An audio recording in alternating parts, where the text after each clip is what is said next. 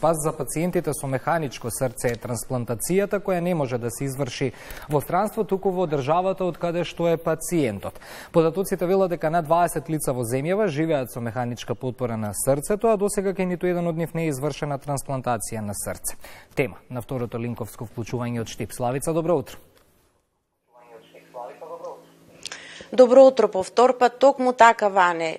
Органодарителството е можност за нормален живот и за луѓето кои живеат со механичка потпора на срцето. Како што и самиот кажа, досега кај нас нема трансплантација токму за овие пациенти. Информациите од Националната агенција од Националната комисија се дека срце се трансплантира само кај пациенти кои што се во живото загрозувачка состојба, а овие пациенти кои се со механичка потпора на срцето, добар дел од нив не се на таа листа на животно загрозувачки пациенти и заради тоа досега во Македонија нема трансплантација на срце на овие пациенти. Повеќе за ова одговор барам од Боре Минов, член на Сдруженијето Храбро срце, човек кој со години е посветен токму за правата, повеќе права и олеснување на животот на овие 20 или 30 на луѓе кои што во моментот живеат со механичка потпора на срцето. Се подобруваат ли работите? Оптимисти ли сте дека баре малку ќе се олесни и на крај ќе бидеме сведоци за трансплантација на срце токму на овие пациенти? Добро утро, поздрав до вашите гледачи. Се надевам дека ќе има некои подобрувања со новите промени. Ние знаеме дека политиката прави да секои 4 години имаме нешто ново во раководните кадри. И до пред 2-3 години беше надежта голема дека се случува нешто големо во Македонија и дека напредуваме и дека ќе стигнеме до вратите на Евротрансплант зоната. Но последната година-две има застој во таа работа и не видиме дека има некое напредување.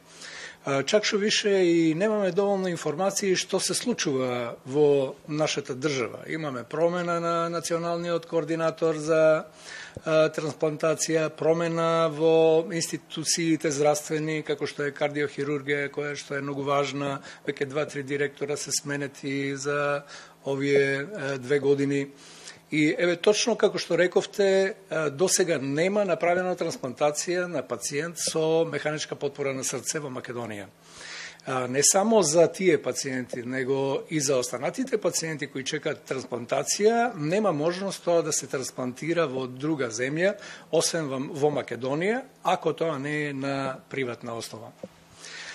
Се надеваме дека со новиот координатор, со новите придвижувања во здравството, ќе се случи и тоа, зашто пациентите со механичка потпора на срце не се вечито безбедни со таа потпора која имаат.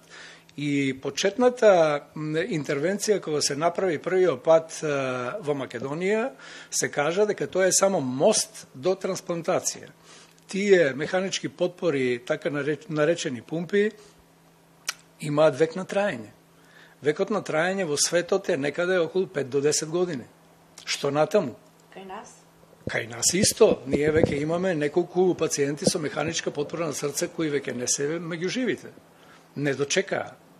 Значи, тоа дека не се во живото загрозувачка состојба ми е малце чудна квалификација на кој да го прави тоа, зашто таа листа за чекање за трансплантација е како тајна листа и како и да е тие информации што се пуштаат за да се стигне на некое место на таа листа, би требало да имат некоја промена во корист на пациентите со механичка потпора на срце. Овие пациенти и секојдневно се соочуваат со проблеми, нели, во поглед на одржувањето на своето здравје кога живеат со такава механичка потпора. Во моментот, мислам, со години се бара и лековите да бидат подостапни, сите потребни материјали за да им се олесни, да им се нормализира животот во рамки на тие можности. Апсолутно. Ние се бориме и за тоа. Еве, имаме конкретно сега неколку месеци работиме на еден лек кој се вика Ентресто, кој е многу значаен за пациентите, не само за пациентите со механичка потпора на срце, него на сите пациенти кои имаат проблеми со срцето, и тоа е обекено од повеќе високи функционери дека ќе биде решено, но се уште не е. Ние се трудиме да ги набавиме тие лекови, ги има во Македонија, но се многу скапи и затоа бараме излез и ги донесуваме од други држави. Исто така во моментот ги нема инрелентите, не е распишан тендер, тоа е одговорот кој последно го имаме. Ја не знам колку треба, 3 месеци ги нема тие ленти и да не се распише тој тендер као да е тоа некој баук. Ја не знам зашо се работи, немаме права информација зошто тоа не се регулира на време. Ги нема на позитивната листа или ги нема воопшто во аптеките? Не, ги има на позитивната листа, но ги нема на залихи и треба да се распише нов тендер за да тие стигнат во Македонија на залихи, за да стигнат до пациентите. Секојдневно им се потребни овие ленти, како ги набавувате? На приватно. Значи, ние мораме, аптеките наши може да ги порачаат со увоз, тие се доста скапи, една таква кутија кошта околу 250 евра, по македонскиот стандард, многу тешко да може пациентите кои се најчесто со среден стандард да може тоа да го издржат.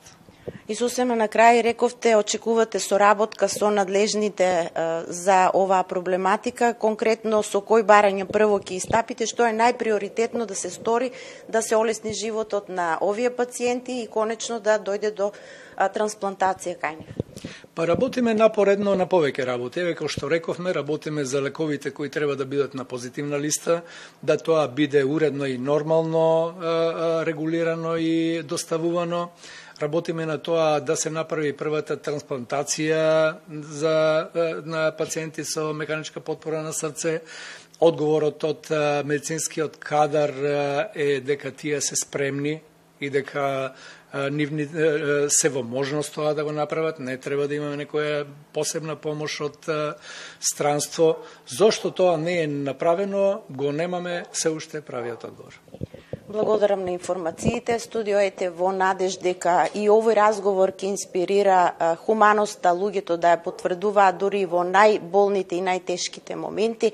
Се одјавувам, ова беше Боре Минов од Сдруженијето Храбро срце со апел да се направи колку може и од институциите, но и од страна на хуманите граѓани, да им се олесни животот на овие 20, односно 30 на луѓе кои во моментот живеат со механичка поддршка на срцето. Студио?